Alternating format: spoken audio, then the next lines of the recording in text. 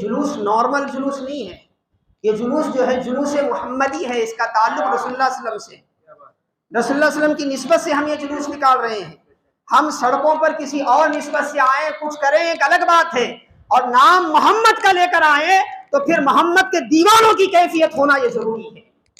آقا کے صحابہ کی کیفیت ہونا یہ ضروری ہے، آقا کے چاہنے والوں کی کیفیت ہونا ضروری ہے،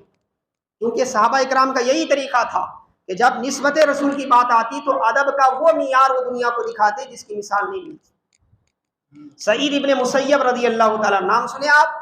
سعید ابن مسیب اکابر تابعین میں سے، اکابر تابعین میں سے، ایسے تابعی ہیں 40 سال ان کو حمامت المسجد کہتے تھے، مسجد کا کبوتر کہتے تھے۔ مسجد نبوی میں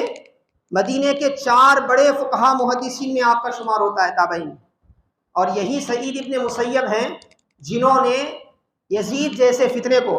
جسے آج ایک جماعت پیدا ہو گئی ہے بڑا ولی ثابت کرنے کی کوشش کر رہی ہے، اس پر کتابیں بیان سب ریکارڈ کیے جا رہے ہیں، جس نے مکے پر جب حملہ کیا تھا اور کئی دنوں تک مسجد نبوی میں نماز نہیں ہوئی تھی تو دیوانوں کی جیسی کیفیت بنا کر مسجد نبوی میں اپنے آپ کو محدود کر لیا تھا اور نمازوں کو جانے نہیں دیا، اور آپ فرماتے ہیں جب بھی اذان کا وقت ہوتا تو میں خبر رسول سے اذان کی آواز سنتا،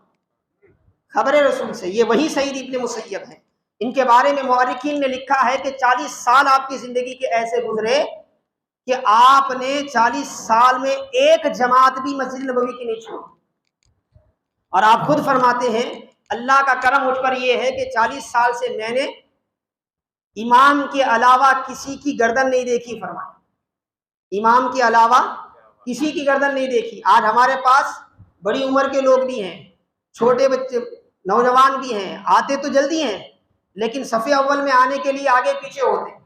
صف اول میں ایسے لوگ آتے ہیں جن کو نہیں آنا چاہیے، اور جن کو آنا چاہیے وہ انتظار کرتے بیٹھے، ان کو اندازہ نہیں ہے۔ اللہ کے رسول نے فرمایا صف اول کی فضیلت کیا ہے اگر معلوم ہوتا تو اس کے بعد اگر گھٹنوں کے بل چل کر بھی آنا پڑے،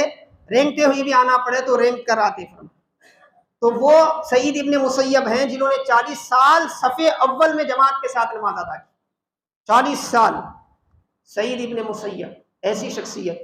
اور اس شخصیت کی حالت کیا تھی؟ بیمار ہو گئے، بیٹھنے نہیں آتا تھا۔ ایک شخص آ کر بولے فلاں حدیث بیان فرما، تو آپ بڑی مشکل سے اٹھنے لگے، تو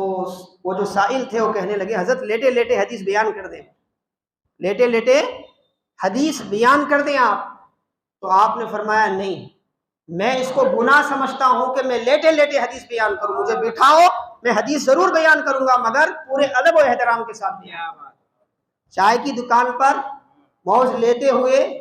منہ میں پان رکھ کے حدیث بیان نہیں کی جا سکتی، منہ میں گٹکا رکھ کے حدیث بیان نہیں کی جا سکتی۔ مسئلہ بیان کرنا ایک الگ ہے، حدیث بیان کرنا ایک الگ ہے۔ اسی لیے فقہاء نے مسائل کا استنباط کیا، کیونکہ مسائل کبھی بھی بیان کیے جا سکتے ہیں، لیکن جب بات حدیث کی آئی تو پہلے کہنا پڑتا ہے قال رسول اللہ، مصطفیٰ نے کہا۔ جب مصطفیٰ کی بات آئی تو ادب ضروری ہو جاتا ہے، مصطفیٰ کی بات آئی تو ادب و احترام ضروری ہو جاتا ہے۔